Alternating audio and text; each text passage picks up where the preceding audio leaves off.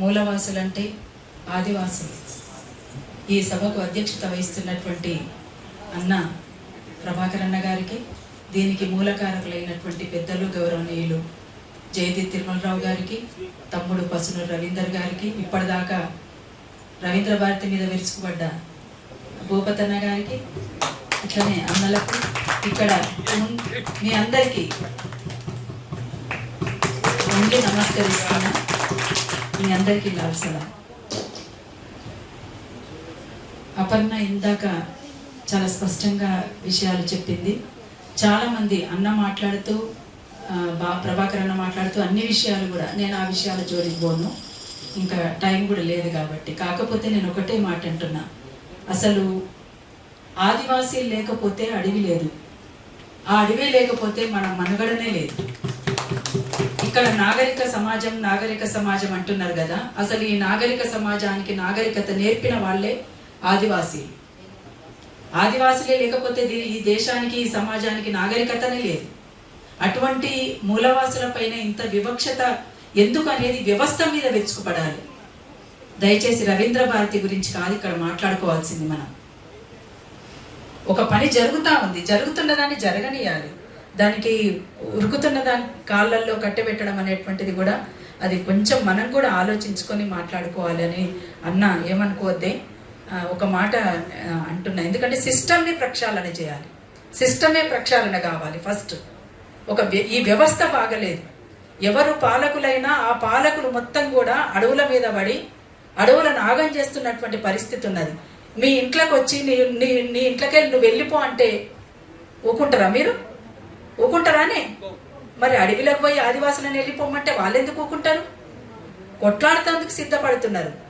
ఆదివాసుల కొలువు సమ్మక్క సారక్క, బహుజన రాజ్యమే సర్వాయి పాపన్న. ఆదివాసుల కొలువు సమ్మక్క సారక్క, బహుజన రాజ్యమే సర్వాయి పాపన్న. రైతాంగ సాయుధ పోరాటమై, రైతాంగ సాయుధ పోరాటమై ఈ జగతిలో వెలుగొందే తెలంగాణ.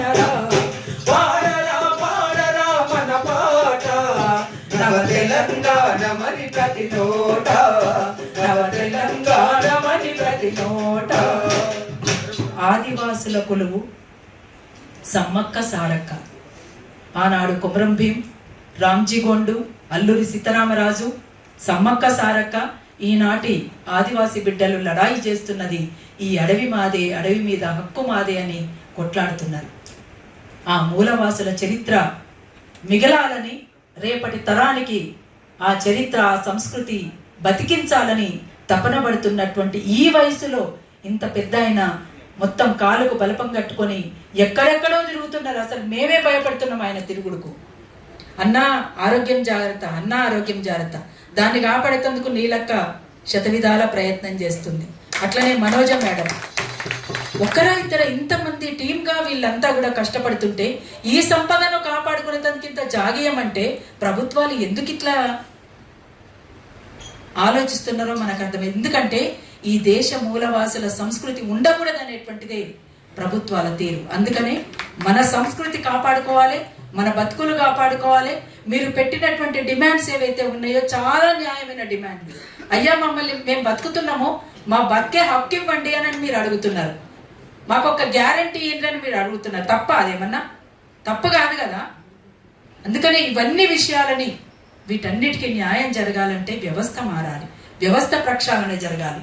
అందుకే తప్ప మనమంతా కూడా మన హక్కుల కోసం, మన బతుకుల కోసం, మన బిడ్డల భవిష్యత్తు కోసం, మన అడవి కోసం, మన ప్రకృతి పర్యావరణ విధ్వంసం కాకుండా ఉండడం కోసం మనం కొట్లాడాల్సిందే. కొట్లాడితేనే మన బతుకులు మారుతాయి తప్ప మామూలుగా ఊకుంటే లాభం లేదు.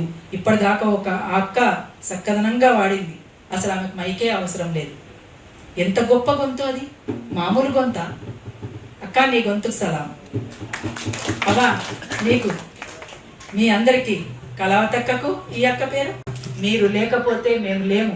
మేమే కాదు, ఈ సమాజమే లేదు. అసలు ఈ సమాజ మనుగడనే మీ మీద ఆధారపడి ఉన్నది. అందుకనే మీకు వాళ్ళు వందనాలు చెప్తూ మీకు సలాములు కొట్టాలి. వాస్తవంగా మీరు ఎవరిని అడగాల్సిన అవసరం లేదు, మీ దాకా వాళ్ళే రావాలి. కానీ వచ్చే పరిస్థితి లేదు. ఓటు బ్యాంక్ ఓటు ఉందా మీకు? ఓటు ఎట్లుంది మరి? ఓటు ఎట్లా వచ్చింది మీకు? ఓటు ఉండాలంటే మీకు ఉన్నట్టే కదా గ్యారంటీ కార్డు. ఆ గ్యారంటీ కార్డు ఏమో మీకు ఇస్తలేరు కానీ ఓటు మాత్రం ఏమంటున్నారు. అందుకనే ఇది చాలా చాలా అన్యాయము. ఓటు బ్యాంకుగా మాత్రమే మీరు ఉపయోగపడుతున్నారు. అందుకనే ఓటు బ్యాంకుగా కాదు, అసలు మాకు కొన్ని హక్కులు ఉన్నాయి, మా హక్కుల్ని మేము సాధించుకోవాలి అనేటువంటిది మీరంతా కూడా ఒక తాటి మీద ఉండాలి, ఒక మాట మీద ఉండాలి. మీ అందరి కోసం ఈ వేదిక మీద ఉన్న వాళ్ళం అందరం ఉన్నాము. ఇప్పటిదాకా వచ్చి మాట్లాడిపోయినటువంటి పెద్ద అయిన జస్టిస్ గారు సుదర్శన్ రెడ్డి గారు కూడా ఉన్నారు. అక్క కూడా మీ ముందు, సీతక్క కూడా చాలా విషయాలు మీ ముందు మాట్లాడింది. సీతక్క ఉన్నది కనుక, ఆమె ఆదివాసీ బిడ్డనే కనుక ఆమెకు ఆదివాసీల కష్టాలు తెలుసు, ఆదివాసీలకు ఎన్ని బాధలు ఉంటాయో తెలుసు, అడవిలో ఎంత కోసపడతారో తెలుసు. కాబట్టి మనం ఆమె ద్వారా ఖచ్చితంగా మన బతుకులకు న్యాయం చేసుకుందాం, మన బిడ్డల భవిష్యత్తును కాపాడుకుందాం. అడవిని కాపాడుకుంటేనే మనమంతా బతుకుతామని మరొకసారి ఈ సమాజానికి కనువిప్పు కలిగేలా మనమంతా కూడా తెలియజేద్దామని మీ అందరికీ తెలియజేస్తూ, ఈ అవకాశం ఇచ్చిన పెద్దలు జయదీప్ తిరుమలరావు గారికి, అధ్యక్ష వర్గంలో ఉన్నటువంటి ప్రభాకర్ అన్న గారికి మరొక్కసారి విప్లవాభినందన తెలియజేస్తూ థ్యాంక్ యూ.